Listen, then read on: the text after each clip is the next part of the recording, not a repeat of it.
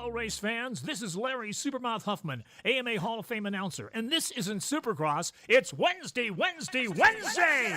And you're watching Bay Fishing with Roman and Brian. Stand by while the boys teach secrets of bay bass fishing with Roman on his 6-second nitro-burning pedal drive kayak, and Brian in his Cool Baits high-speed dragster boat that he takes out every Sunday. Be there! Yo, what's up, everybody? Welcome to the show. What's up, Brian? How you doing today? I'm great, dude. I just watched a program about beavers. It was the best damn program I've ever seen. What's up? Sorry. What's up, everybody? Welcome to Fishy Hour. I'm Roman. That's Brian. And we're going to talk about fishing today. So, that's right. Buckle in. Get yourself a nice frosty beverage. Shout out to the first chat of the day. Before the show even started, coming in hot.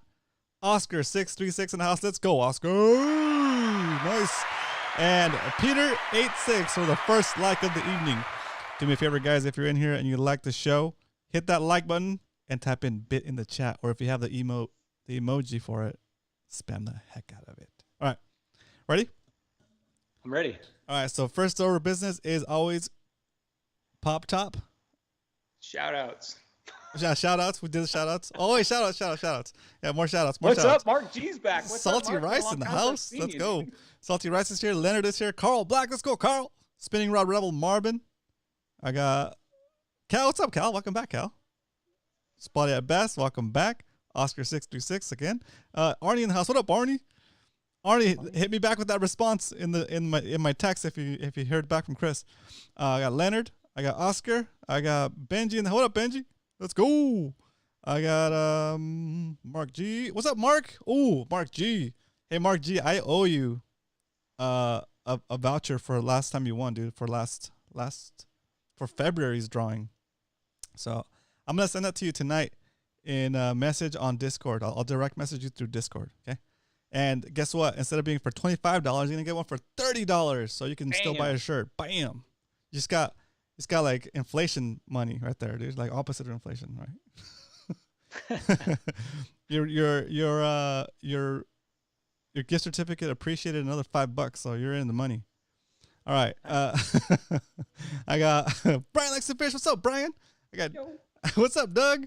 I got what's up, Charlie? Welcome back. I got Charlie. I got Mark G. There's Mark G. I got Mr. Alex Rodriguez in the house. I'm selling an Ozark kayak for $200. Let me know if San Diego. That sounds like good. Does it float? Yeah, does it float? I'm in the market. How many holes does it have in it? One cold tuna. What up, Jeff? Welcome back. Now, Captain Down in the house. 42320 is lurking. Very true. Very true. It is. That's actually the Saturday we were talking about, Brian. Not this Saturday, but the Saturday after next. It is. Holy smokes. We need to figure out what we want to do in that about that. So we'll have some stuff coming up there too. What up, Salty? Welcome to the show. Zach Riggs in the house. Let's go. Everybody's here. All right. So, first order of business on a scale of 1 to 10, 10 being the best pop top you ever heard in your life, 1 being the worst. Rate this pop top. Bam. Fancy stuff tonight.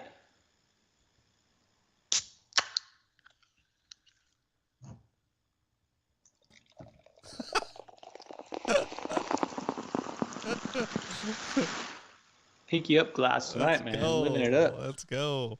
Put your scores in the chat if you so please, and after you put your score, Spinning Rod Rebel 10, boom! Let me know what you're drinking in the chat. It's okay if you're drinking some Boublier. Doug 10, Captain Dan 9. What's up, Captain Dan? I was just wearing that Ranger jacket that you gave me the other night. That thing's awesome. Nice. Has anybody said anything to you? No, not yet. That's funny. It does have Dan's name on the front of it, so it might confuse some people. It seems like somebody would say something about that, like somebody that knows would be like, oh, hey, that's like a classic. You shouldn't be wearing that. Next time I go to the swap meet, I'm going to wear it because those guys that hang out at the swap meets they'll dig that. All right, in the chat, put what you're drinking. Here we go. On a scale of 1 to 10, 10 being the best pop top you ever heard in your life, 1 being the worst, rate this pop top.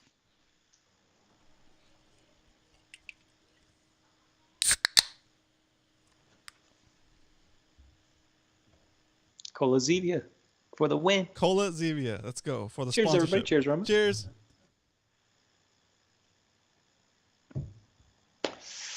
Drinking Voodoo Ranger juice. What? What is that? Voodoo Ranger juice force. Sounds like something I wouldn't drink. Oh, IPA. Gotcha. Voodoo Ranger force. Voodoo Ranger juice force. Wow, that's a nice one. Tongue twister. Zachary Riggs, there's your honest score, 7.9. Good job, Zach. Boom. You need a glass. Where's your glass? The glass is disqualified. You can't. It's disqualified. It does. It's like a gymnast sticking the landing, and then trying to do like another cartwheel and a backflip off the mat. No, that doesn't count. Once you land, it's over. You don't get judged beyond that. This is part of the routine right here. What do you say, Judge? It's glass or no glass? It's best. It's scale of 1 to 10, 10 being the best pop top. Gotcha. Whatever. No, 10 being the best. The sizzle sells a steak, baby. Yeah, the sizzle sells the carbonated water. What are we arguing about here? All right, let's do this. All right. So announcements, guys. We got a lot of announcements tonight. You may have seen the headline for this show. The headline is how to win a bass tournament. So we're going to give some hints on this. This is going to be also where we're giving some hints on what, a lot of these guys in chat have won Spotty Bowl or bass tournaments. So I want all their input too. My input, Roman's input, everybody's input. It's going to be like a what would you do kind of scenario is what we're going to talk about on how to win a bass tournament. So got a few things we're going to talk about on that. We got PB shout outs at the end. That's the very end of the show tonight. So if you submitted a picture, your picture will be on PB shout outs tonight. And a lot of announcements, actually, Roman. First announcement we're going to get into. Next Spotty Bowl is not till April 29th, guys. So you guys get to breathe. You get to relax for the next couple weekends. If you're going to go pre-fish, don't forget, guys, this weekend's Easter weekend. That's right. What's up, Andre? What's up, Muto? Welcome to the show, guys. Dave Rage. So you guys got a couple weeks off. How to win a tournament, pull everyone's drain plug. Let's go. That's Dave Rage. Yeah, Eric's like, cheat. No. Cool. So first announcement is what? First announcement is that Spotty Bowl is not till for another 2 weeks. So guys get to relax. It's in San Diego Bay. So if you're going to do your pre-fishing for San Diego Bay, I mean, most of you guys probably know San Diego Bay pretty well. Yep. I'm bummed it's in San Diego Bay. But next announcement, MMFC rods are in. If you saw Monday's show, guess what? I picked mine up. Go ahead. Before we do the MMFC rods, just a reminder, guys, I am going to break in my MMFC rod with Drew on the, what is it? I forgot what the boat's called. I'm going to type an exclamation point trip into the chat. I'm going on this boat on Saturday. At least 2 MMFCers are going to be on there. So if you want to join us, it's Saturday, April 16th, full day to the Coronados. You need your passport. Ooh. You need your MMFC rod ready to rock. Just kidding. You can bring any other rod. You can fish whatever you want. But I'll be on there trying to get my line in the fish, and you should come if you have the time, if you have the resources. You're probably gonna get hooked up on some yellowtail over there. We'll see. Now. Yeah, I'm hearing, dude. So that's a real quick announcement I had to put up there, guys. If you want to see the details again, just type in exclamation point trip, and it'll give you this link again. The link is gonna take you to the booking site. Just look for the Saturday, April 16th full day on the Grande. Sounds like a good boat. Mm-hmm. So here it is. Finally picked it up. I went over to Eric's shop. I don't know what he did to it, but it's still in the wrapper. Woo! So you ready to check this baby out? Let's do this. What? Oh my gosh. Oh my. Ah! Oh no. Are you kidding me? What are you doing, Brian? Oh. Didn't even. I'm just kidding, guys. That's not really it. This is it right here. Yeah, I got it, dude. So I picked it up. Woohoo! MMFC rod looks pretty legit. You see that? Nice. So yeah, I can't wait to break mine in too. Seeker rod. It's gonna be. I mean, finally have a rod that can handle like a tuna, I guess. Arnie's like, did he just break it? Hey, he got you, Arnie. Ha zing. Yes. It's so funny, dude. I was gonna say, what reel are you putting on it? I'm putting on my Alexa 400 TWS. which is the I think that's the same rod Kevin used. It. He let me try it, and that thing's awesome. I've been fishing the big A rig with that real lately. So Very nice. Very nice. okay. Doug says, "How much money?" April Fool, says Andre. I was like, I was like, ah. yeah. April Fool's is don't forget to rig your Kitex backwards, which nobody That's right. caught for I some know. reason. Everyone's like, "Oh, that might know. work." Shoot. I Salty, tried on that one. I bet it was a rod he broke. I bet it was a rod. I bet it was Brian Jr.'s rod that you broke a while back. Was that the rod? It is the rod. That Well, rod has see? been used as a prop twice now. That rod is actually outlived its it's been useful beyond its time. That's Thanks right. thanks to I've the used it show. Twice as a prop Right? rod. Next announcement: La Jolla. Temperature just hit 64 degrees, guys. I don't know if you watched Coach last on Monday, but man, 64 degrees out in La Jolla. So that water temp's creeping up, guys. So it's only a matter of time till we get out there and it starts blowing up, right? Very good. Okay, next announcement, Roman. Archiving the Fishy Hour show. Yes. Okay. I'm gonna go back on split screen real quick. I am gonna be doing some maintenance on this channel, and we're gonna be moving, re-uploading the episodes of Fishy Hour that are not on the Fishy Hour channel. You guys remember the Fishy Hour channel, right? Go subscribe to that, because we're gonna have all the episodes that we've been recording on this channel moved over to that channel. And you might, if you already subscribed to Fishy Hour, you might start getting notifications that say Fishy Hour has uploaded a new video. Fishy Hour has uploaded a new video, and you're gonna go over there and be like, "Whoa, what is it?" And it's gonna be just a repeat of the episodes we've done on this channel. Okay, I'm basically moving all of the Fishy Hour episodes to the Fishy Hour channel, so we have a nice little archive.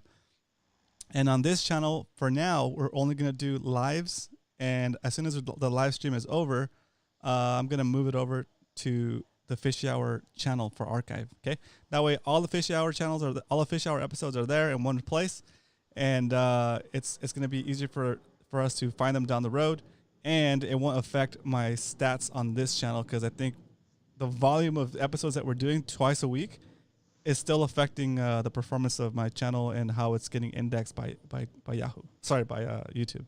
So anyway, long story short, don't be surprised if you start to see a bunch of notifications from Fish Hour that there's a new video up. Okay, we're gonna start doing that going forward. I think that's it as far as that goes, right? So we'll still be doing the show on this channel for now, and yeah, that's it on that. Yeah. On that one, right? Yeah. Yeah. So Fishy Hour old channel still exists. Perfect. Okay, so another thing, real quick, that I forgot to mention, Brian, is I've been in talks with Jeff about setting up a potential charter. Whoa. Joey Basson in the house. Joey Basson 24 with a subscription. Thank you, sir. Let's go. What's up, Joey? I was at work the other day and Joey Basson walked in on me. What's did? up, dude? Yeah. We didn't know. It's say, hey, I know you. Really? Yeah. That's awesome. Yeah. That's awesome. I lost my train of thought. You're talking about You got me with the Joey. two old guys can't remember. Two old guys put on the web show. Yeah, moving the show. Moving Somebody the in chat. What were we moving the talking show about? over. We're done moving the show over, right? Okay, yeah. No, the show stays here, but we're moving the archive to Fishy Hour. Okay, if you don't know what the Fishy Hour channel is, just go into YouTube and find Fishy Hour. Leonard or Salty, if you could please do me a favor and copy a link to the Fishy Hour Fishy Hour page, I guess. I'll get it real quick. Hey, you were talking about the OCT10 Jeff yes, charter. I was talking about There you Jeff. go. So Jeff took the time to talk to me about how the whole charter system works and sponsor trips and all that stuff. And I don't want to bore you with all the details, but I thought it was good information. And I don't want to do it. I don't want to go through that and do it myself. I want help with it. So we might just so Jeff offered to help me figure it out once I know how many people want to go on let's just say an MMFC trip, and how long you want to go for. Like, do you want to do it? Like, we're gonna shoot for middle of the week, because it's when it's most available and less expensive. I think it would be like for a Monday to like a Tuesday, or like a Monday, Tuesday, Wednesday thing. If you want to do like a 1 day, a 2 day, a 3 day, You guys let me know what you guys feel more comfortable with, if that's even something you guys are interested in. All I'm trying to do now is get a gauge for how many people are interested and for how many days do you want to do the trip. And yeah, and then we'll figure out what the best option is based off of our numbers. And Jeff offered to help us with that and help me figure out, because he knows a lot of the charters here in town. He knows, he's done it before, and why reinvent the wheel if he's willing to help us? Dude, Jeff, thank you so much for doing that for us, and we'll figure it out. So let me know in the chat, or message me, whatever you guys feel like doing, and say like, oh, I don't want to do a 3-day. I was just hoping for like a 2-day or like a 1.5 day. You let me know, and we're gonna take all that data and figure out what can accommodate the most people. Okay. Cool. Perfect. Very nice. Somebody asked how SPS went for me and Salty. And in PB shoutouts, I got a few pictures to share. Ooh. So I'll talk about that then. Nice. Okay. So if you guys remember last year, CCA had a banquet. Where was that? Portuguese Hall. Yep. And we had our own table at that. That's right. And that event is coming up again. That's right. It's coming up again. So that event's coming up again. It's going to be slightly different this time. They're going to have, I think, a lot of different brewers from town. And I think kind of like appetizer style food. And Arnie, you're in chat. Correct me if I'm wrong. The general admission to be in there and to enjoy the food and the beverage is going to be about $75, right? Does the admission come with food and beverage, Arnie, actually, or like do you get tickets? That's interesting. That's if it's a similar like last year, it was $75, include a dinner, a drink ticket, I believe, and a year membership to CCA. Cool. So I think that's what was included. Yeah. So I know the entry will give you will renew your membership to CCA, which is great. And then last year we had like a table, and the table was like about $75 a seat. This year they're gonna do general admission, which is $75. You guys can do that on your own if you want to. And then we're also they're gonna do tables, and the tables are gonna be called like VIP tables, and those are like $100 a seat. I think the event's actually happening in June. Let me see, just to make sure I have the details here up on the screen. Let's see, it is June 18th. Okay, they're gonna call it Apps and Taps, so that's pretty cool. A VIP table is going to cost $1,000 to get a VIP table. So that means that there's 10 people per table. It's about $100 a person. Last year we got a table. We ended up with like 13 or 12 at our table, right? That's right. I think we combined it. Like we had two tables. We just pushed them together into one big super table. So also here trying to gauge interest, guys. Do you guys want to do it again this year? If you guys do, I'd like to get a table and see if we can fill that out. And then I have some stuff I'm thinking about doing that I don't want to mention just yet, but just let me know what you guys think about doing it again this year. Are we in? And Ronnie, is it similar to last year where you have raffles and prizes given away and Captain Dan's there? Salty's got a great question. Salty, no, it's not 100. It's not 100 on top of the 75. It's 100 instead of the 75. For the extra $25, you basically get a butler for your table. I'm gonna call him a butler, Arnie. You get a go get it guy that is gonna make sure that your VIP table's got drinks and food, and you don't even have to get up. I think he might even carry you to the bathroom if you need to go to the bathroom. I'm not sure. Really? Perfect. I weigh 200 pounds. Though. Oh, there we go. There we go. Yeah. So one of my biggest driving factors for this, besides CCA being a great organization, and is you get your membership with the admission, right? And for me, like really most important of all is that I feel like I'm helping and supporting what Captain Dan and Arnie are doing. Like that's more important than CCA, I guess, as you could say, right? I mean, even though CCA is doing a great job and I appreciate what they do, for me it's more important to support Captain Dan and Arnie and what they're doing with CCA. So Captain Dan for like Mary Macmas. Yeah, dude. I mean, just that alone, Captain Dan, thank you so much. You made everybody pizzas. Arnie's always there taking photographs and pitching in when he can too. Casting contest. So there's gonna be a lot of cool stuff happening there. And last year was pretty fun. I enjoyed it. It was really fun. So that's a plan, guys. If you guys are think we can if you guys think we can get a table done, I vote Kevin to be our guy. You vote him to be our butler? Kevin could be our butler. That's funny. Yes. Oh, that's so funny. Mark G says free drinks, then let's go.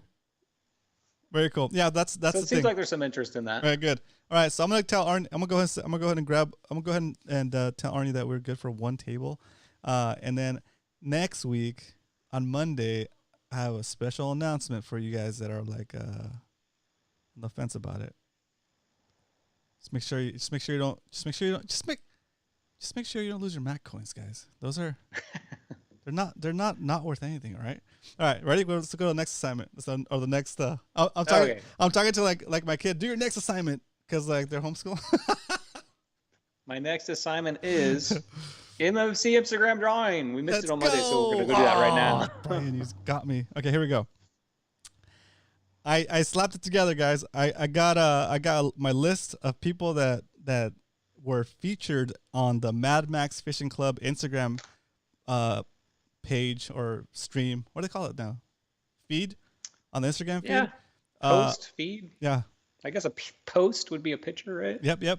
So if you got featured on the Mad Max Fishing Club Instagram profile, then you are in the drawing. I'm gonna say who it is real quick.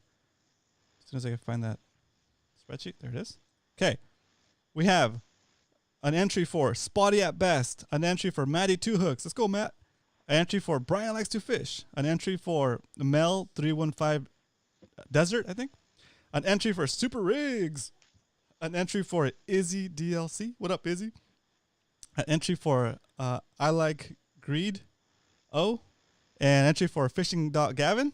An entry for at only.fishing.619. And another entry for Super Rigs. Let's go. Okay, that's 10 people in the contest. Good luck.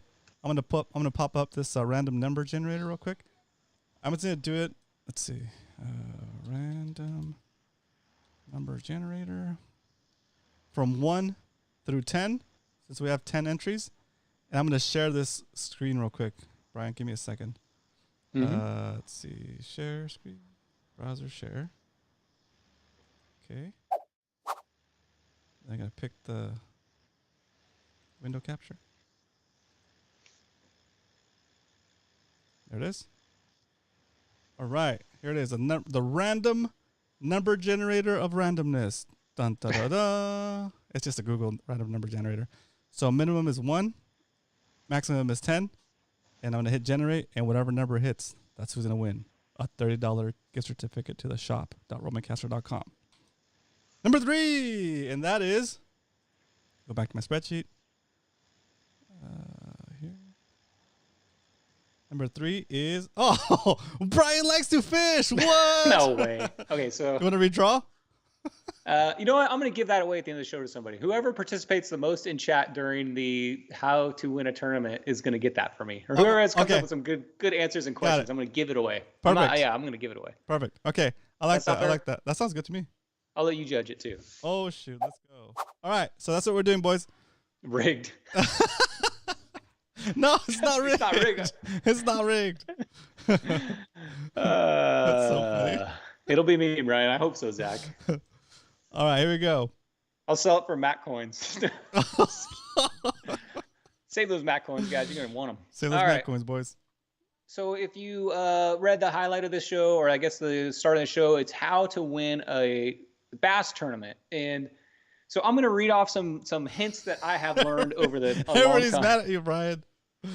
Oh my God. I just sit here. I do nothing but just sit here. He is in total control. I do nothing. Yeah, he didn't have any.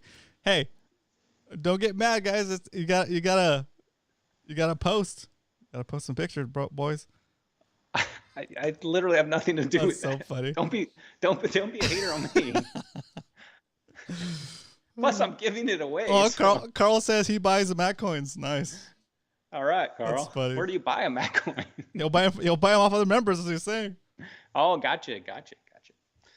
All right, so we're going to talk about things that I've learned in bass tournaments, things that I've been around a lot of bass anglers, being on boats with. I've been on boats and big tournaments where I'm a co-angler and I'm with a professional bass tournament fisherman. So things I've learned, I guess, from all my experience and from Fishy Hour and from chat and from you and from everybody, Roman. So there's a term in mainly the largemouth community, because you fish usually two people in a boat, and it's called getting front boated. I said this a lot to Salty over the SBS tournaments.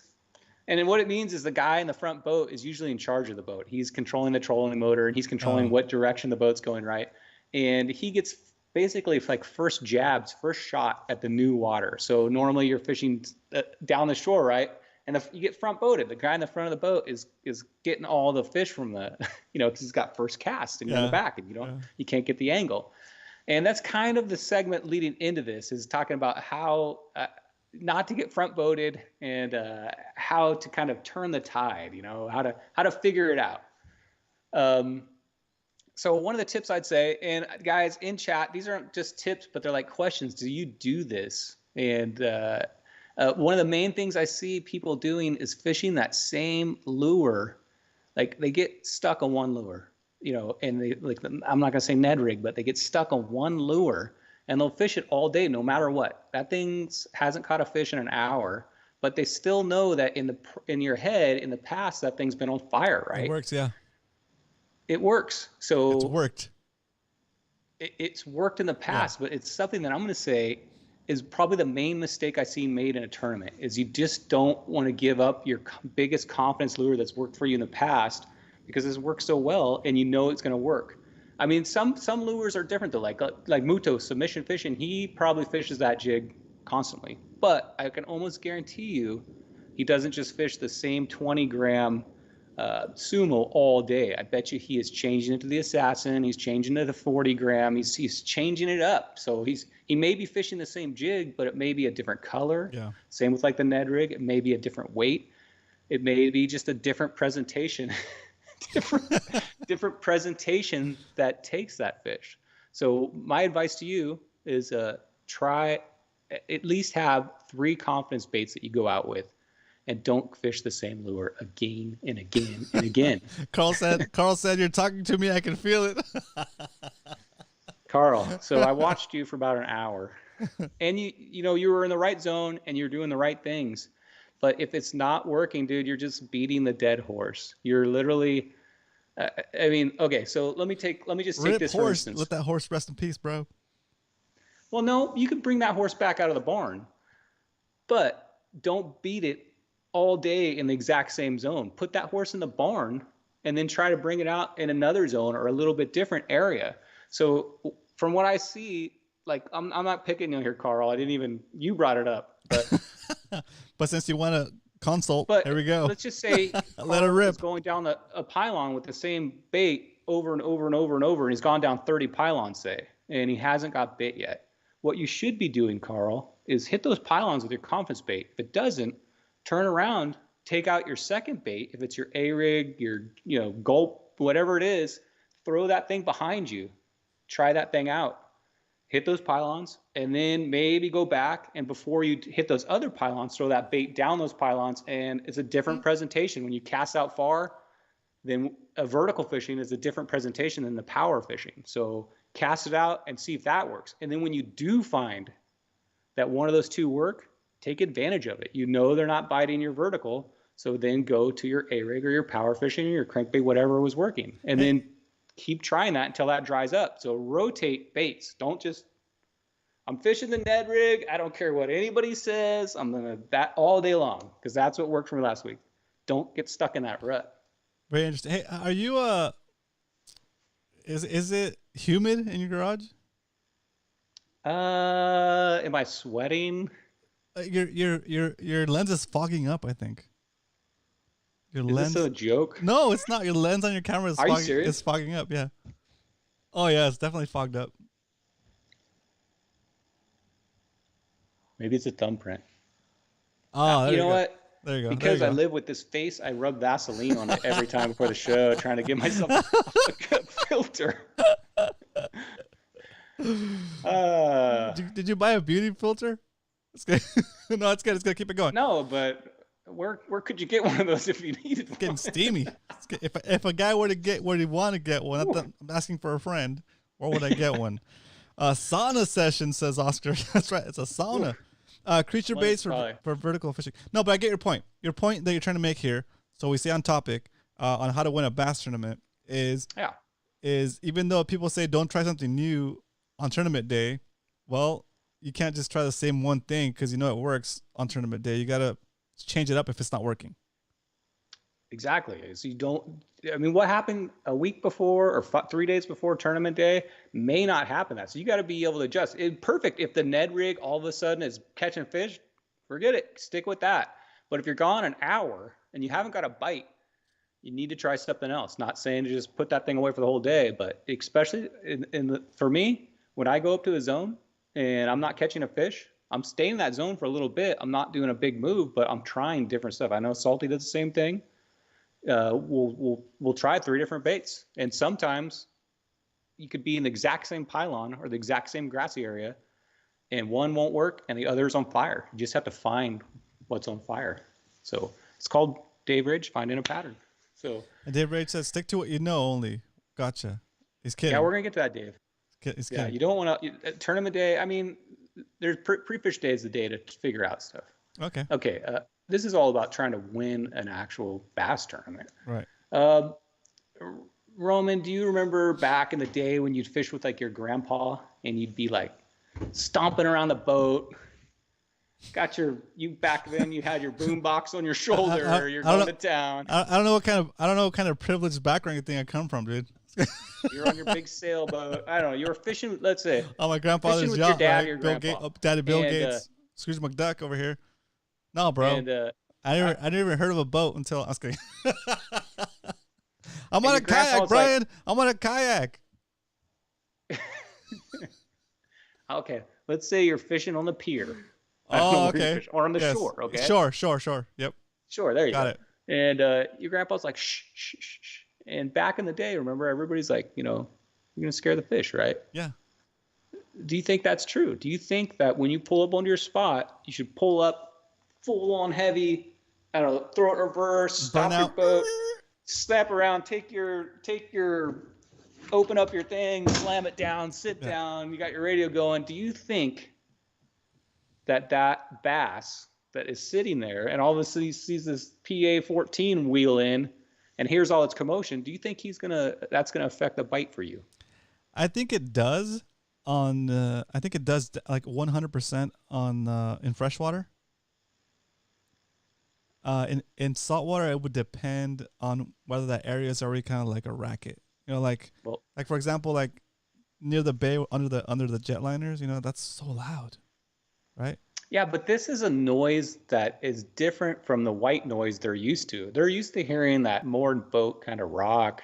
You know what I mean? It's like, to me, it's like something that, hey, what the heck is that? And they look up, and trust me, they're looking up and seeing what's going on. Do you think, I'm not saying it'll scare them, but do you think it'll affect that bite? What do you guys think? Yeah, that's a good question. It's a good question. Let's see what Aaron says. Sounds above water don't matter to spotties for spotties. So he says. Cal says Aaron, sound does travel further in water. Catch on that real quick, since he said spotties. So when I'm on my Ranger boat and I come into the shore and I have my trolling motor, let's say on a high speed, when you're sight fishing for bass and you come in fast like that, you'll see them. They'll hear that trolling motor and they're gone. Yeah. So you come in nice and slow, and sometimes you just wind push you in there, and you'll get more hookup, especially like you said, in the freshwater, because you can actually you're fishing so shallow you can see them take off. Yeah, I mean I've seen the very rare few times that I've actually saw a spotty like from the surface. Right. Yeah, it's so like I'm flashing back and forth between like the experience of seeing a spotty in the water from the kayak, like standing up. The few times I stand up and I'm kind of like drifting, and it does scare them, or like just the motion of casting, like. Well, there's a reason why you don't see any spotties when you're in Dana Landing and it's crystal clear and you can see everything. Yeah. you very rarely see a fish. They've got their hole or the shade, or they're hiding from you. You know. But then I see like also on the flip side, like when I free dive, I'm in the bay sometimes, and I'm basically snorkeling along the surface, right? So like I'm not down there. I can see them from the surface where I'm snorkeling, and my body's basically the kayak, right? It's an object in the water that's big and it's causing a shadow for them, right? As long as that shadow doesn't hit them, they assume I'm something else, and they kind of just freeze in that spot, like take advantage of the camouflage. And then if I make eye contact, or if I like just fixate on them, they'll see that I'm seeing them, and then they'll bolt, like they just bolt. So And I don't have the perspective yet. When they bolt, when you say bolt, are they gone, or are they just bolt 5 feet? no. It's like they're so fast from a dead stop. You'll see it on the sand, and they're usually like sitting on the sand, not like this. They're usually sitting with their tail like this, a little bit cocked. And then when they decide to go, you in the water, you hear boom. You hear a boom from that big tail flap, and then Spotty boom. Yeah, spotty boom, exactly. Spotty boom. It's just like it's a boom and a blur. And all you see where they were is like an explosion of the sand. It goes just like this, like when the Roadrunner takes off. Yeah, but it's not sideways. It's just like that. It looks like cauliflower. Huh. It looks like cauliflower out of sand, and just a blur of like this fast, like that. Just like I envision that happening when somebody pulls up and they just slam something down or make a lot of racket. I envision the same type of thing, but I guess it would depend on if you're in shallow or deep too. I'm sure all that has factors into it, but I would say for me, I'm on the cautious side. You can, when I'm fishing with Salty and we pull up with I'm gonna say the big motor because I'm in a boat. Before I even get close, I switch to the trolling motor just because I call it creeping up. I want to creep up. I don't want them to be. I think definitely creeping I don't want up, to come in hot and heavy. I think creeping up does help. I think the angle of your creep up helps too. If the shadow of your boat is going over them, that's gonna affect you more than if you hit it from with the sun between, with the fish between you and the sun, because like you're basically, they won't, your shadow that's being cast is being cast behind you, not in front of you, alerting the fish. That makes sense too. Kind of pull up that way. Mm-hmm. All right. So we got some good questions in here. Let's go ahead and let's hit them as we go. Let's see. Spotties Don't Care says saltwater slayers. Muto says stealth fishing works. There you go. So that we have another vote for stealth fishing. Carl said this is great. New to tournament fishing. I'm still kind of new at bay fishing, so it's all awesome info. Great, awesome, Carl. I got 15-inch subs on a cool baits boat. Yeah, Day Rage, it says you should have 15-inch subwoofers on the cool baits boat. That's probably why you're not catching them. Ironfish. I'll just make them float up. Ironfish has a question. Says how do you know when to change and what lure to change? That's a great question. Are you saying what I do? What I do is I'll pull up. First thing I do if I'm pulling up to the grass is I will cast it as far as I can. Try that lure 3 or 4 times. If I'm pretty sure there's fish there and that's not working, I'll maybe switch. I'll switch to the A-rig to the cool bait. Always submission fishing jig. Try dropping that a few times. Try to clean that area up. And if there's nothing there, move on. And let's just say the A-rig didn't work and I started pulling up on the submission fishing jig. I'm going to sit there and I'm going to fish that bait until they don't bite it anymore. I'm going to find that pattern and I'm just going to sit there, and that's when you can find that pattern. That's how you win a tournament. You're going to just sit there and take advantage of it. When you find them, 90% of the fish, I've said this a million times, 90% of the fish live in 10% of the water. So you've got to find where they're at. And when you find them, there's not just one, there's probably 50 of them down there. You just have to figure out how to get those guys to bite. Very nice. I would say fish your confidence lure, your Ned rig, whatever it is. Keep fishing that, and if it's drying up, try something else. Maybe try it for 5-10 minutes. All right. Zach says, "How have you read anything about spotty vision? I know they are scared on a super clear day." Yeah, I know on super clear days, it's probably if it's clear and cold, the double whammy of winter. It's so hard. We had a first session of Mission Bay was cold water, and it was super crystal clear. And that's like the hardest conditions. And I think it's just because they can see everything. They see your line, they see you up there. They know that a predator can see them, so they're just buckled down and hiding for nighttime. That's when they're going to come out, or first thing in the morning. But daylight, crystal clear, it's almost impossible, Zach, to get a really good day unless they're in deep water. Very nice. I got Aaron says even if you make noise, they only dart about 10 feet. It makes sense if you see them dart out like from one part of the jetty to like another part. That they only dart 10 feet. But like when you're in the water, and they dart from you in the water, they usually go out of your field of vision. I always think they're like they're in their little hole or their little home, and they're probably terrified that there's something out there that's going to get them. Right? You're a fish, and if they dart out, you know what I mean? Yeah. Maybe they creep back when they feel it's safe. The first time I ever saw a spotted bay bass, I was learning to dive, and I was like diving Mission Bay, and I was going like almost every day after work. It was like a summer, and man, there was a ton of small bait in the water, and it was super shallow. And I was kind of snorkeling around, trying to figure out my gear and stuff. And then like I kept seeing like the bait just going crazy, and I was probably in about 3 or 4 feet of water, and there was about a foot above the eelgrass, between the eelgrass and the surface, and I was just kind of watching the bait go crazy. And I was looking towards I was in a sand channel looking towards the eelgrass, above the eelgrass between the surface and the eelgrass. So you had like that foot window of clarity. Right. And I could see like the commotion, dude, like all like the little bait moving around and stuff. And then the first time I saw a spotty, dude, this guy was like chasing bait, and it was in the middle of chasing bait. He came up, it was like boom and boom. And it just took off. It was just like he's in the middle of chasing bait, and like he just happened to come up where I was looking, and it was like I remember it was kind of like it was like he's running around, and it's just I don't know what's going on. All of a sudden it's just like boom, and then boom, and he's gone. I was like, wow, what was that? So anyway, I just thought your first memory of a spotty, huh? That was my first time I saw a spotty underwater. It was like it was just like it just came up like that and took off, and I was like, "Whoa!" And who would have known that fish would change dude. your life? That's crazy. Yeah. Okay. A next suggestion. Okay, so there's a reason we call certain places Dink Beach, or let's just say Dink Beach. When you get into a zone that you're catching a ton of fish, and this I'm talking tournament fishing, because if you're catching a ton of fish and you're just out there having fun, what the heck? But if you're tournament fishing and you fall into an area that is loaded up with 9, 10-inch, maybe 11-inch fish, it's okay to get your 5 if you need it.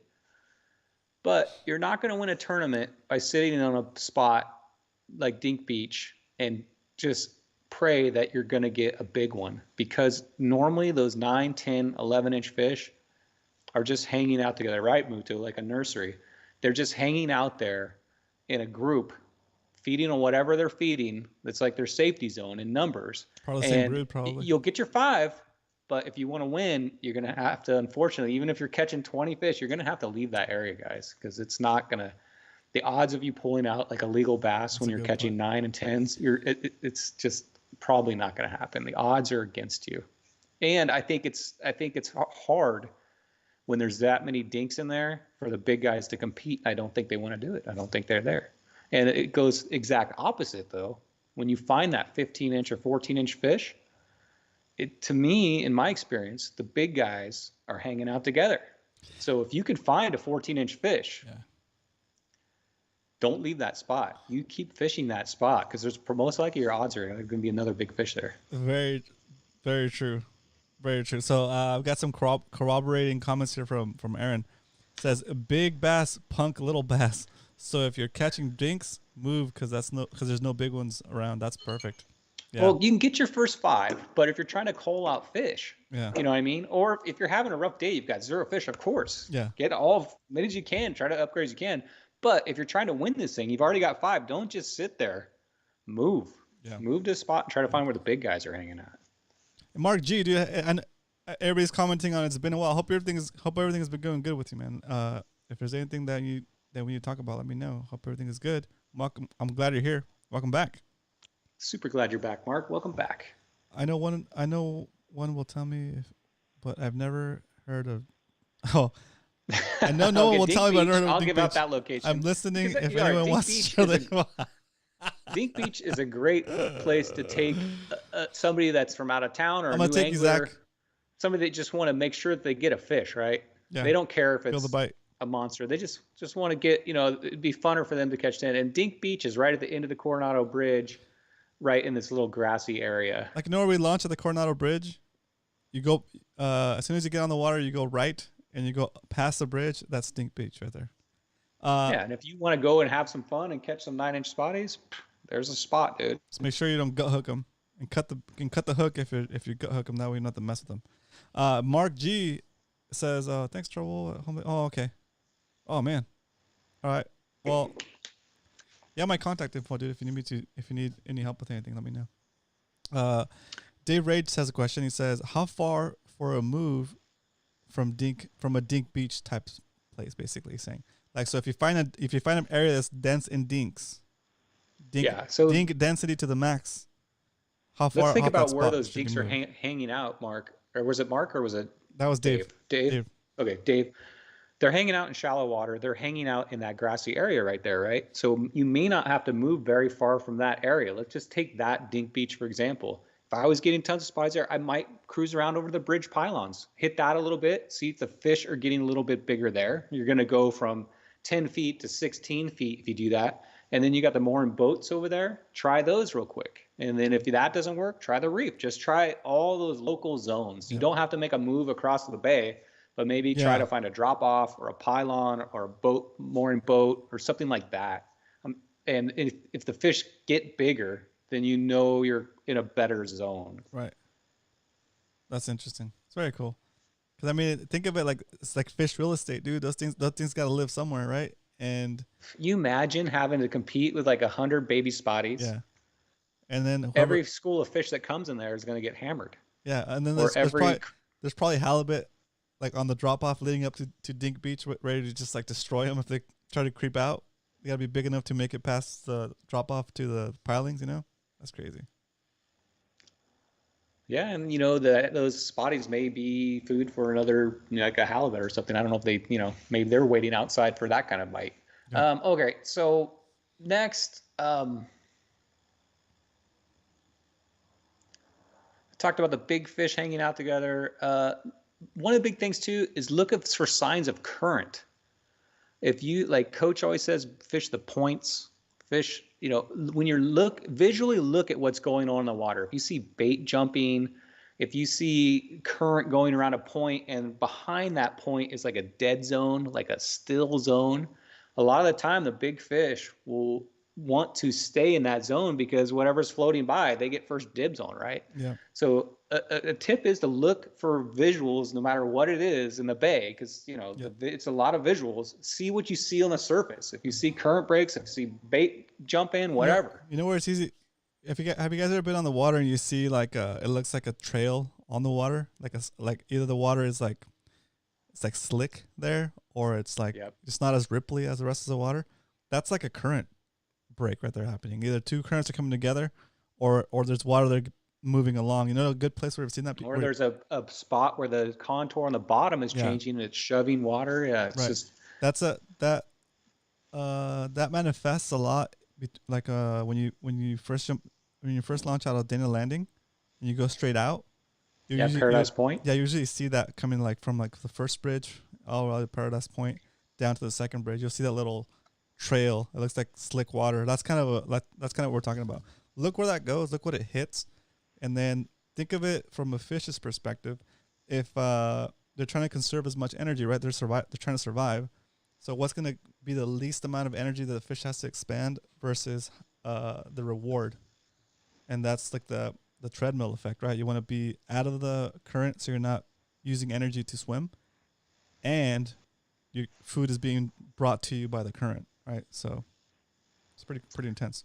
This weekend, me and Salty's biggest fish, a calico, there was a big breaker wall and you could see the current coming in and there was this little spot where it was just calm water. And I called my shot. I said, Salty, there's going to be big fish there. threw it in there, and sure enough, the biggest fish of the day was sitting in that calm water, just like you said, conserving energy, waiting for things to come by. So keep a visual out. You'll learn these spots over the years. Over the years, you'll just know, okay, there's going to be a big fish there, there's a big fish there. But that's the way to find new spots, is a visual of them. Okay. Don't expect your honey hole to always be a honey hole, Roman. So if your honey bowl spot burned. Spot burned. Nobody's going to find that spot. It's a 2.5-hour drive to get there. So your honey hole, if it doesn't produce like it did, don't expect it to always be like that. There's no zone that I know of that I can go up. Maybe some of you guys do, but I don't know of a spot that 100% of the time is always going to have a big fish. There may be a zone where I know they're going to be, but there's no like specific pylon I know. There's no specific rock I know. So don't expect to go sit on like a current break like we were just talking about and sit there and throw it for an hour knowing there might be a fish in there. If you don't get that fish in those zones in 10 minutes, he's probably not going to be there. That's a good, maybe that's not a good even point.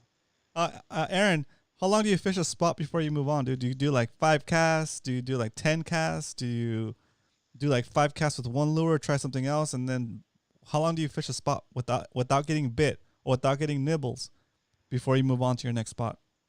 Or move down the coast or down the jetty or whatever, 100 feet or whatever. How long does it take you? When do you know it's time to move on? Salty says, I'm gonna bring this up because this. Oh, go ahead. Salty says 1:45 if you leave at 2 a.m. with no traffic going 90. Nice. Giving away the spots. He didn't say which way, south or north. 4:30. I slept in my truck. He drove up there and he got there. He left his house at 2, and I think he got there at 3:45. And I didn't even wake up till 4:45. So he sat there in an hour watching me through my window sleep. I don't know what he was doing. I woke him up, dude. Shoot. You're lucky he didn't wake me up. Okay, this is another. Okay, you're in the tournament. You see Adobo over there. He's right over there. He's fishing your favorite spot. Do you go in and fish that spot once Adobo's left it, or do you think he's cleared it out? I mean, what do you do in a situation where there's 10 kayaks in one zone that's your favorite, that's your game plan? I'm going to go hit Dana. I'm going to hit it. And then you get there and 6 a.m. starts and there's 10 people lined up. Do you abandon that zone? No. Or do you go to find your own zone? I know what Kevin would do. Kevin would get out of there. No, he wouldn't. He wouldn't. So look, this is a question that until we did the World Tag Team Fishing competition with Eric, I would have said like I'll probably just leave.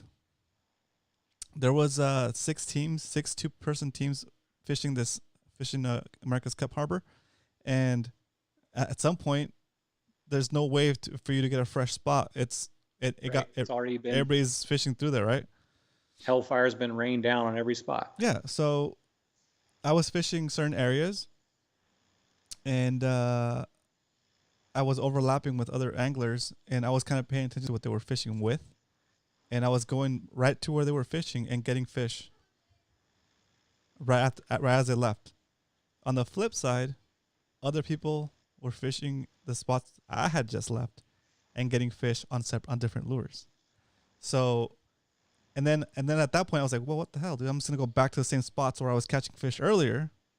I'm talking like 2 hours later, I went back to the same spots where I caught fish, and I caught fish again. Maybe not the same exact fish, but I caught fish, right? And then I was like, well, how close can I fish a spot after I've fished a spot, right? What's the limit, right? Like, so it got to the point where like I just like, okay, I left a certain spot, I'd go across the bay, come back, troll for like a little lane or two, and then come back to the same spot. And I caught fish. So I can have a similar example of that. Is fishing with Salty on the boat or fishing with my son on the boat. Whoever's on the front usually gets first drop on something, right? Mm-hmm. And it's not always the front is always the best position. Sometimes the person in the back, if we're fishing the exact same zone, will get it on the second drop. And then also sometimes I'll fish a zone, turn around and refish it, and you get it on the back. So I think, yeah, presentation may be different, or maybe that fish just finally decided, hey, that looks good. I'm going to take that bait. Yes. And maybe the other guy has a 40-pound leader and it looks all weird. And he's Right. like, ugh. And your presentation is better, and that may get you there. In my mind, I'm thinking, okay, look, the fish are not being taken, right? Yeah, they're being stunned because they're getting stung by the hook, but a fish still gotta eat, right? Gotta eat. Still gotta eat. Yep. So different presentation, different anglers. It was very mind opening. It was very eye opening. That tournament. I'm glad I did it. Yeah. So cool. I would agree. I would not. I mean, at some point, if there's so many boats in there, you can't get in and get a spot. In Spotty Bowl, we try to give each other a cushion. But if you can't, I would agree. I would say if you feel confident in that spot, go in there and hit it again after adobo if you think it's already cleared it out. Salty. Start busting out that crypto wallet and pay people in max for spots. Oh, dang. So Aaron says spot with crypto. Aaron says on weekends is what you guys fish. Don't fish the obvious, especially if you get out after 8 a.m. That's awesome information. That's awesome pointer there, Aaron. If you're in your kayak, if someone is in your area, move on because they're burning it up. This is for spotties. Interesting. All right. So one advice to me is don't take 3 containers full of baits. You're not going to use 20 different baits when you're out there in a tournament. You're going to use maybe 4 or 5 of your confidence baits. So a lot of people I see just have gear and gear and gear and gear. You don't need all that. But I won't take out what you know you're going to use, and obviously take out extras. If you're throwing cool baits or slow pitch or whatever you're throwing, take out extra of those if that's your confidence bait. But you don't need to take out your whole garage bait system with you.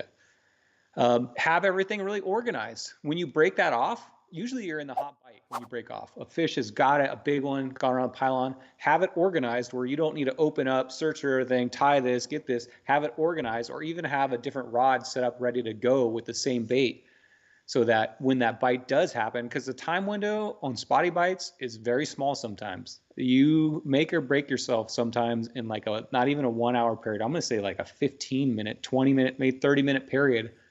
When it's on, and you get that 15, you better get back down there and try to get another because the time window is small. So have a few rods tied up and be very organized. Very nice. Similar situation with you? Yeah. You can be honest. Yeah, like dude, I'm terrible with my stuff, guys. This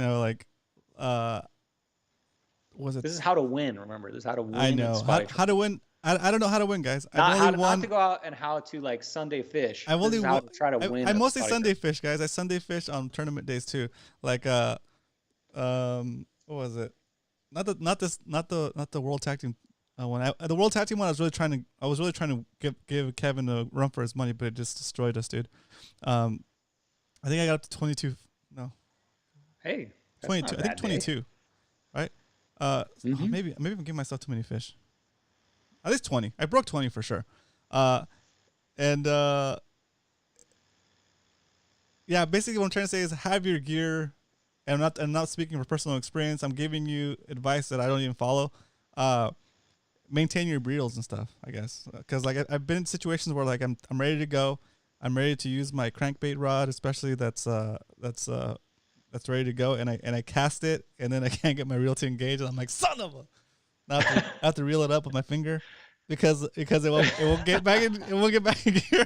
So yeah, maintain your gear. Make sure everything is popping and working before your first cast on tournament day. Don't be using the same leader you've been using for 3 weeks straight. All right, let's go to some more winning strategies. I don't want to talk about my losing strategies. All right. Okay, so learn how to properly rig a bait. So if you're fishing, let's just say a robo worm, or one of my favorites, which is this Zoom baby brush hog, learn how to rig this bait. Don't just think you can rig any bait the same way you rig everything. Everything kind of hooks up a little differently. So learn how to rig a bait. And along with that, learn your weights. There's a reason why guys that fish drop shot have a box like this where they have, 10 different weights to choose from, because the presentation is everything. So learn what weight to fish. You don't always want to fish, like, let's say a 3/4, and you don't always want to fish a 1/2 ounce. In every situation, you need a little bit different weighting depending on current, depth, everything. So when you're learning your weights, get those down before the tournament, hopefully. Very nice. And if you're fishing a few of the same baits, even have, like, Muto puts a clip on his so he can just go from a 40 to a 20 real quick and drop it down. Idea. The clip is cool. I don't usually use a lot of clips, but I use them on my slow pitch jigs. But on like a cool bait, if I need to switch it, I'll usually have 2 rods with 2 different weights, one for 40 feet deep and one for 15 feet deep. But don't sit there and throw your 40-foot deep jig in 15 feet of water, because it's not going to have the right presentation. It works. It works. That's good. We have somebody in the chat. Out all day. What's up, dude? Welcome to the stream. He has a question. He says, how often do you retie? That's a great question. Okay, so I only retie when I look at the line or feel the line and it feels frayed. I don't, I'm always looking at my knots to make sure something's not looking weird, but I don't retie like multiple times throughout. The only time I see the line has some kind of nick or damage on it, and that's during tournament fishing. Unless the bite is super hot and I can't get myself to get out of it, I just keep fishing it. But if you rubbed against a pylon, you'll know what I mean. You just rub your fingers down it. You got a fray. You're going to regret it if you get that 17-incher and you're fighting them and you lose them. So Salty says he brings a lot of rods and gear to find the pattern, and then he sticks. Yeah, he does. And he sticks with whatever the pattern's telling him, and then he just uses the rest as like a backup. That's a good idea. Hot sauce fishing in the house. He says, I've been catching illegal spotties using the 1/4 ounce red hub. Let's go. Nice job, dude. Yes. Welcome, Hot Sauce. But when you fish the 2 bait, the hub, I'm sure you don't just fish 1/4, right? I bet he goes out with 3/8 or maybe 1 ounce, and you probably switch that up depending on the bite, and you probably also double rig that. So that's what I'm trying to say with these baits. Learn how to properly rig them in the proper weights, because just because it's a hub and it's a 1 ouncer, that doesn't mean it's going to work in 15 feet of water. You're going to go down to your 3/8 or whatever you're going to do. So learn the weights, guys. Super more important than you think, that presentation. Very nice. Okay. Only a few more things here, guys. Okay. Your gear. This is another one thing I see that commonly when you first start out and you think, in your brain, you're thinking saltwater fishing, right? And in your brain, you're thinking, I better be prepared for the biggest fish in that bay every time I cast my rod, right? So sorry, I'm distracted by your glamour lens. Eric said, can you ask Brian to wipe his lens again, please? And then Salty said, no, it's his glamour shot filter. It's the am I breathing heavy?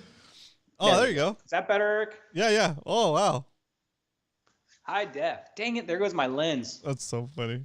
So what I was saying, so everybody thinks when they're going saltwater fishing, I better have Cal, he said Brian is using the Boudoir filter. How would you get that, Cal, if you needed one? I just want to know. Asking for a friend. Yeah. Did it make it that much better? Was that big of a smudge on there? Jeez. Yeah, everything was looking blurry. It's probably from my entrance last week when I blew water everywhere. So anyway, let me get back to that. So first thing people think when they're going into saltwater fishing is they need to be prepared for the biggest fish that's in the bay, right? Like a gigantic halibut or stingray. And they'll use that rod to catch a 1 pound spotty, or maybe if you're lucky, a 2 pound spotty. I think the biggest mistake that a lot of us make is going with too heavy line and too heavy gear. I'm going to show you an example here, Ron. Yeah, I'm guilty of that right there, for sure. Yes. M1 with like 40-pound braid to like 15-pound leader, like a boss. So here's 3 Nossi reels, I'm going to change right? this full screen. So I got 3 Nossi reels set up here. This is a 4,000. This is a 2,500, and this is 1,000. Out of these 3 reels, if I'm fishing a tournament, I'm definitely putting these 2 away. Unless I'm fishing from shore, I'll use that 2,500. But think of this reel right here. It's got 10-pound braid on it, which sounds like ridiculously light, right? You're like, what? 10 pounds? You're actually gonna fish that? And I usually use an 8-pound leader. The reason is I can get such a good presentation with that. I've always talked about being able to hit the bottom and feel everything with that lightweight. And if you notice through PB shoutouts, what I see more and more common is people are starting to go to lighter setups. And it's something I think at a tournament is crucial. I think it's crucial. I think this 10-pound braid, I don't think it breaks at 10 pounds. I think it's more like 20 pounds. I don't know. You'd be amazed at how big of a fish you can get on this. And the next reason I fish this is I'm going to say I can get, let's say a 20-foot, 30-foot longer cast, 10 yards, right? With this lighter setup, because of the lighter line, comes off the spool easier, goes farther. If you think about that, Roman, so in 10 casts, if you get an extra 10 yards, that's in 10 casts, you got an entire football field more of strike zone. Yeah, that's what you're saying. So it adds up. It adds up. You get a better presentation, and those longer casts are going to add up with longer strike zones, which is going to translate to bigger fish. You ask Salty, dude. I use super lightweight stuff. It pretty much annoys him because I'm in such lightweight stuff. But I personally think that the lightweight stuff gets bit more because it gives a better presentation, and you get that bigger cast. So don't be afraid to try it, guys. I know 10 pound, 20 pounds sounds ridiculously light, but I bet if we took a poll of everybody that's won Spotty Bowl this year, I bet a lot of them fish. I know a lot of them fish ultralight gear. So don't be afraid to do that. Out all day since I've landed a 21-inch halibut on a 4-pound test. I thought I was a champ that day. Nice. You are a champ, dude. Every day. That's awesome. What up, Kevin? Let's go. Is Brian giving away all the secrets? Yeah, he is. You missed him, dude. Yeah. Don't watch a replay. Kevin, let's ask you this question real quick. Do you think it what was the question that we talked about? Were you fishing the same spots? Because like if you pull up your favorite spot and it looks like it's already been fished out by, let's say there's 10 kayaks in a specific zone, do you fish that zone or do you move on and try to find your own fresh water? That was the question, Kevin. And does your answer change based on your experience on the last tournament for the WTF series? Since we were kind of like all fishing in the same areas over and over again, does that change your perspective on the answer you're about to give? Okay, my two last I guess tips or subject here is make the first cast really good. When you pull up to a brand new zone and you see that still water or that bait ball or whatever you see that makes you want to cast into that spot, don't cast it into a spot where you know it's going to get snagged on a rock and you have to jerk it out and work it. Try to make your very first cast into your new zone a good cast. Or if it's on a pylon, make sure you get it nice and tight to it. Just that first cast, I can't tell you how critical it is that is a good presentation, because that may make or break if that fish is going to bite. Because if that first presentation was poor, you may have lost your chance on that. So make sure your first cast is very good. Very good. Mr. Alex Rodriguez says, do you recommend using a bait caster or spinning rod? This is like well, it depends on what I'm doing. The question it depends on what I throw. My A-rig, 100% of the time, no question, bait caster. If I'm doing a drop shot, 100% of the time, I'm using a spinning reel. And depending on what weight I'm using on my cool bait, the super light ones, the 1/8, I'm using a spinning just because it's just so light. It's hard to get a big cast out of it. So for me, it depends on the weight. I personally like bait casters better because I can get a little more accurate with my casts, and they seem to cast further and have a little bit more power. For the light stuff, but whatever you're comfortable with. Yeah, I would say both are fine. Just whatever you're comfortable with. Yeah. I mean, when you're fishing heavy stuff, the spinning reel may not have enough power. Like when you're trying to catch a 65-pound tuna and somebody hands you a spinning rod, that may not have been the best setup, but hey, it's what I had to fish, so I fished it, right? Yep. Man, this is cool.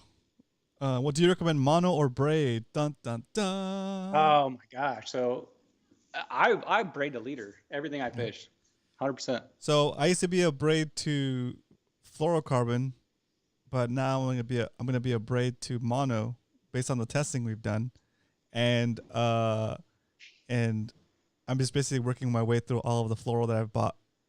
Once I'm done with that, I'm not gonna buy more fluoro. I'm gonna go with mono for my leader. But I'm still gonna fish I'm braid. having a hard time, Roman, Oh no, leaving the floral. you are. You like that straight? I am. Like that. You don't like It's the curl, worked right? so long for me, for so long. I know mono is better abrasion, and I know it's good, but I honestly am having a hard time. I haven't been able to leave yet, so I'm still floral. Cool. So For my leader. I'm gonna try it because I mean for the savings, how much are you saving? How much is a roll? How much is a roll of mono? But will you get through all that mono? 50 times the amount. Will you get through 50 times the amount of mono before it goes bad? Yeah, I know. Yeah. It's a lifetime supply. I'm just gonna buy a big roll of it. So here's what we're gonna do. For those of you guys that want to try mono, I'm just gonna buy a big roll of mono, and refill my fluorocarbon little little container with as much mono as I would possibly use for the next year, and then you guys have the rest. Right? Just like You know, something I found out is like some of these local tackle shops are really cool with their mono. If you say, "Hey, can I try a 5-foot piece of that?" They'll just give you a 5-foot leader, just to give it a try out. Hopefully, I think hopefully that you'll come back and buy a spool of it. Yeah. So if you're really nice to those guys and you want to try like a different brand that you don't want to dedicate to 1,000 yards of it, still go you every might day. ask them nicely. Still Can I have go a 5-foot section? You know, if I was a shop owner, I wouldn't mind, dude. Like, if a guy came in there and asked me for a chunk of like a liter, 5-foot piece of mono. yeah, that's what test a liter. And even if that guy came back in like 3 or 4 times and asked for a different liter, a different section of mono to try as a liter, I would totally give it to him just because like they're coming back into the shop, right? Yeah, and I guarantee you're not going in there for just that. Yeah. But if you're nice to those guys and you want to try a leader that's without dedicating 1,000 yards of it, they'll hook you up. Sure they will. Okay, last thing I'm going to say. My last tip. Zach says the tests were inconclusive. They weren't for mono versus fluoro. Fluoro was like, it was brand versus brand. I think was the only thing that was inconclusive. It was P-line versus Iserline. And guys, that we're gonna do that again. We enjoyed doing that, and I think you guys enjoyed the line test. Yeah, but just to clarify, we're gonna try to make it a little better. Yeah, just to clarify, fluorocarbon lost out to mono, guys, like badly. Yeah, so, not even close. Yeah. And if you're thinking braid has any abrasion resistance, watch it. The braid has 0. Yeah. 0 abrasion resistance. So the second it got any abrasion to it, it was done. The only real conflict here is what was that like the was it P-line versus Izor? Is that what it was? P-line versus Izor mono. I think it was 30 pound. Yeah. They went back and forth. We have Izor line. It's like Ford Chevy. We got Izor guys in there. We got P-line guys in there. So, and I only did 2 tests and it was a tie. So we never had a tiebreaker. And yeah. You're right, Salty. For clarity, fluoro would be better, I guess. Okay, so in conclusion to how to win a spotty tournament, I'm going to say, don't rely on one bait all day, every day. Unless you can get multiple colors of it, multiple weights, you might be able to finesse it in different ways. But my advice is to bring out 3 lures, build up confidence in your best 3 lures. If it's the Ned rig, the drop shot, and the underspin, bring those 3 out. And every time you fish a zone, fish your confidence lure. But if that's not working, throw the second one, throw the third one, and keep that pattern going wherever, no matter what zone you're fishing, grass, pylon, structure, deep, whatever. Try those 3 lures or 3 different weights. And when you find the one that is working, that's the pattern, Dave. Take advantage of that, and that'll keep getting you the fish. And don't forget, don't hang around those little guys.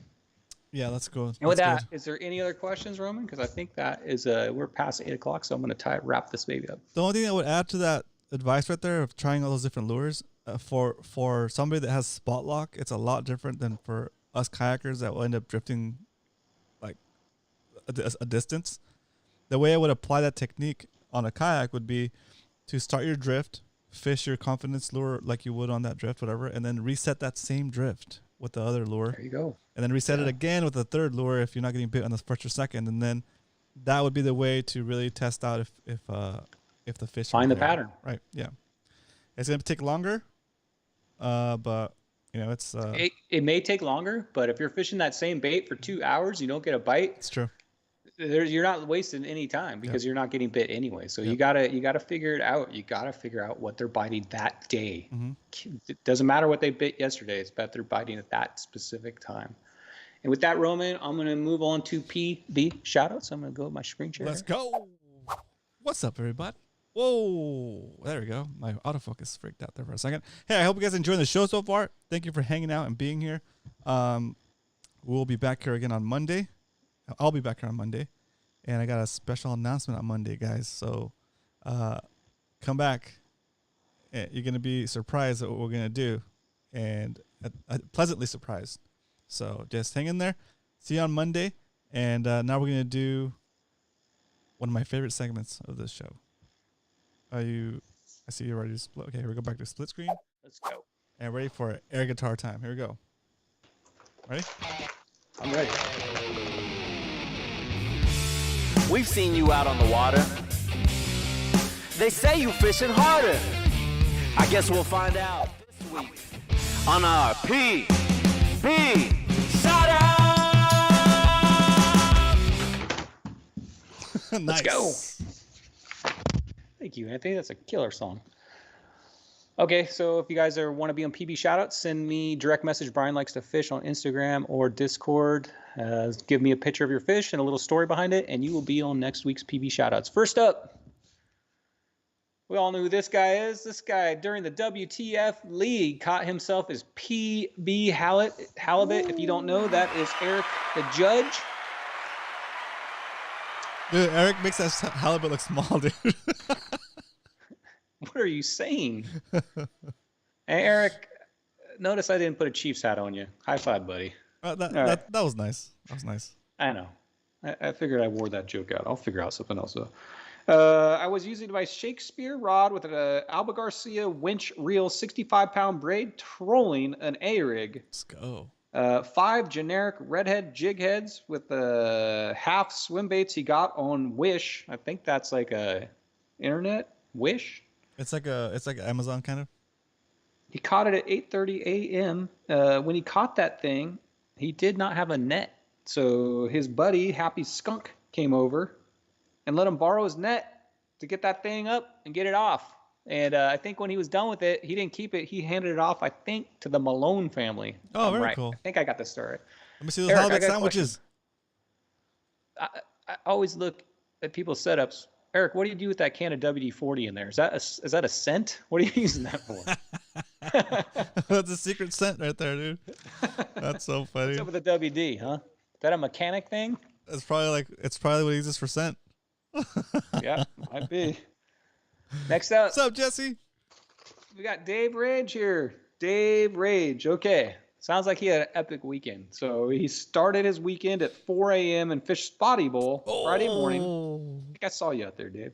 Friday morning, he drove back all the way to Fallbrook, dropped off his bay gear, grabbed his tuna gear, and then headed to H&M Landing, I guess the same day, went out on a boat, caught 3 bluefin tuna and 2 yellowtail. He took home 2 and gave 2 to someone else on the boat who did not have his luck.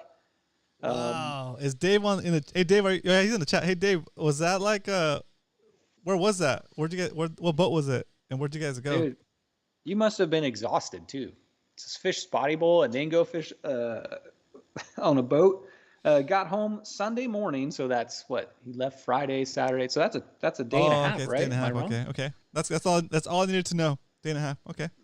Okay, got home Sunday morning, cleaned his gear bag and his kayak and tuna gear, plus filleted his fish. Dang. It was a full weekend. He couldn't have fished any harder. Kevin Nakata, his Fallbrook neighbor, stopped by on Tuesday for a chunk of tuna. What's up? I didn't get my call. Chunk of tuna.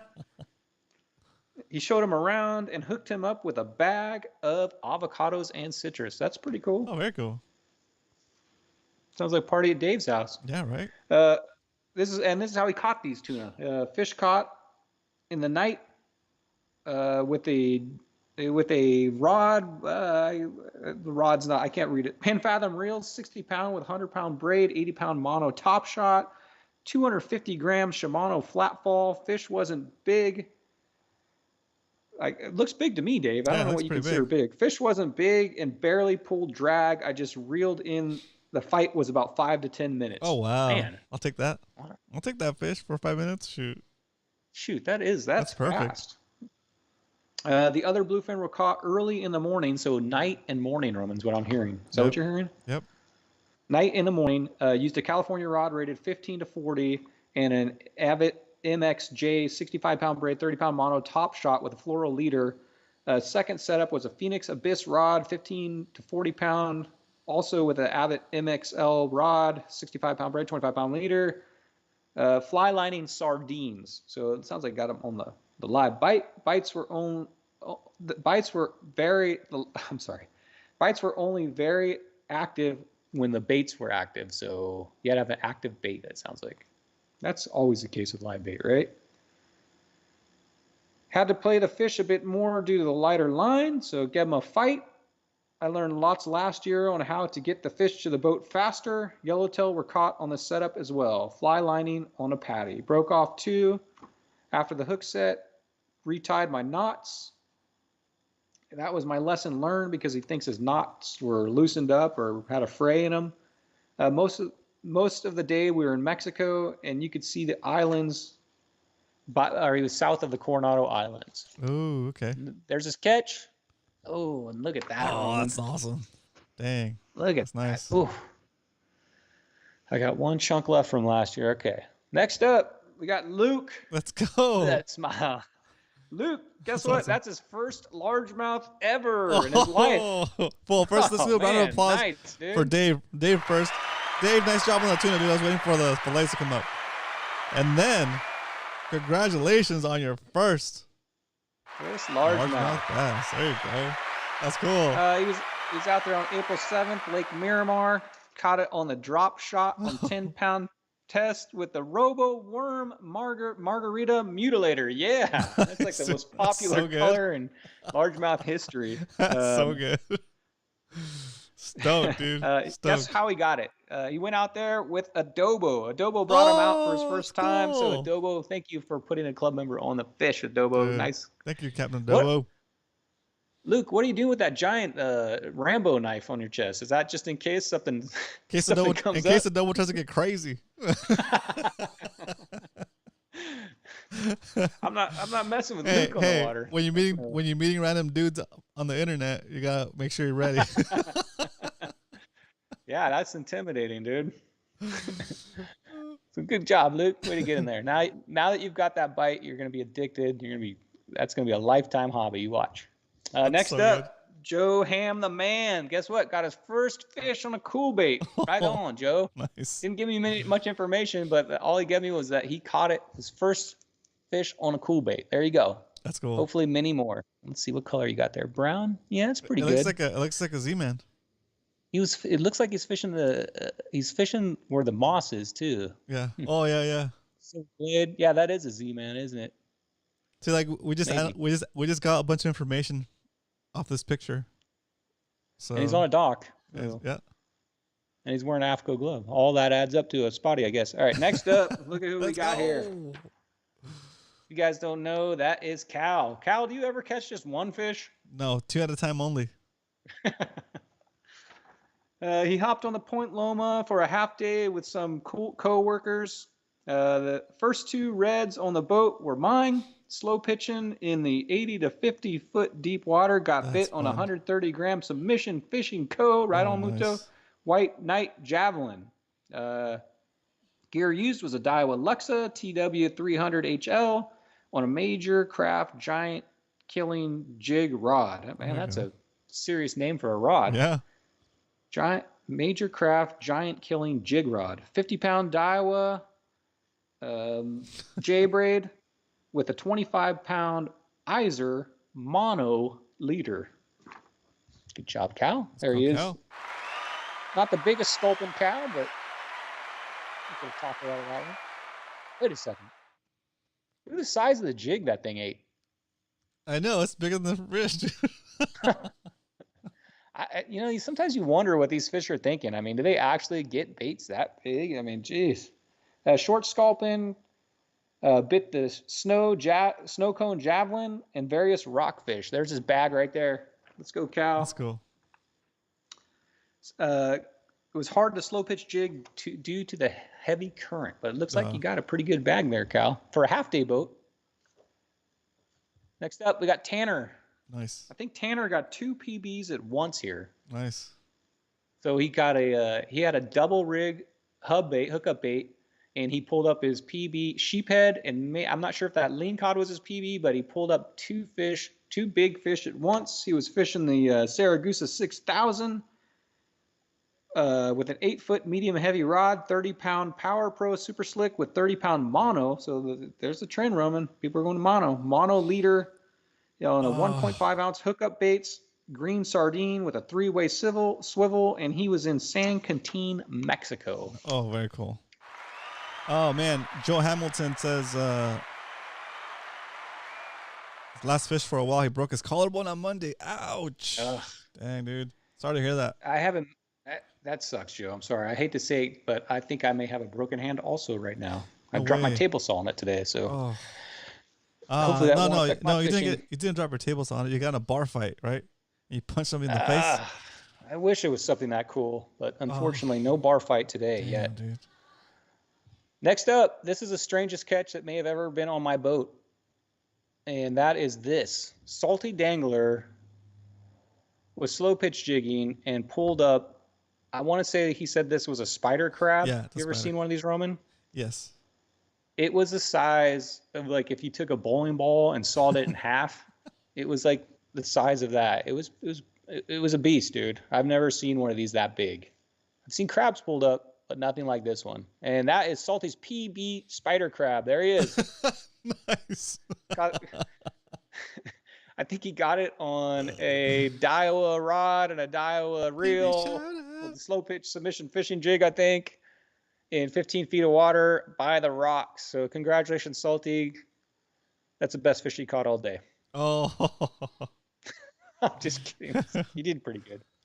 Yeah, biggest other, man. I wish we had we did not scale it. We should have. Oh, yeah. Salty also was during the tournament, was throwing submission fishing jig and got a double hookup. Looks like a double sand bass. Made a good time out there. I was throwing my secret weapon. When I'm not fishing a cool bait or an A-rig. Guess what I'm fishing, Roman? What is that? That is the croc, dude. I bring it out just to annoy Salty. I fished caught a bass like a bass lure. I fished the croc like a bass lure. It's pretty annoying to Salty, but hey, man, it got the 2 biggest fish of our tournament. Don't give up on the croc, guys. It's been catching fish since the early 60s or 50s. The croc lives.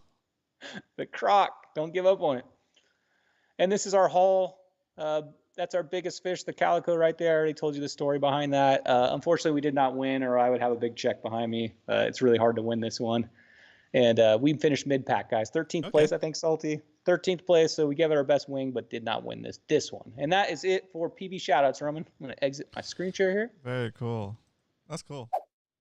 That's cool. Lots of cool PB shoutouts, guys. Shout out to everybody.